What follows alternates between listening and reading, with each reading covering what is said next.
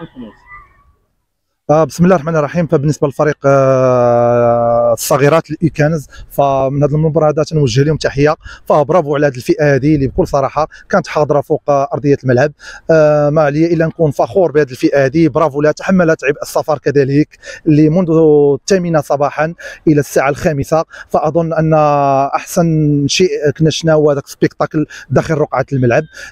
كانوا عندنا لي بليسير ديال البنيات الصغيرات، داروا لا كونتيناسيون بسته ديال اللاعبات. فاظن على ان المباراه انتهت بسته ديال اللاعبات وكانوا الاصابات. وحتى البرمجه كانت في يوم السبت اللي بكل صراحه كانت قاسيه على بالنسبه لبعض اللاعبات اللي عندهم فروض وعندهم التزامات دراسيه. فتنهنيهم، برافو عليهم، بنيات جايين في الطريق، ما علينا الا ان نشجعوهم.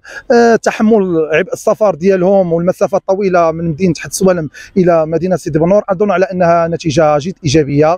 برافو لهم، اول مباراه كياخذوها في البطوله، لم ياخذوا اي حصه تدريبيه، لان بالنسبه للفريق المعاناه ديال الفريق ديالنا فهو ما عندوش ملعب فين ياخذ الحصص التدريبيه ديالو كما سبق لي وشرت في بعض المنابر. فاتمنى من الجهات المسؤوله على انها توفر للفريق اتحاد سوالم الطريفيه ملعب فين ياخذ الحصص التدريبيه ديالو، وربي يعاونهم وغيقول الكلمه ديالو ان شاء الله هذا الفريق النسوي مستقبلا.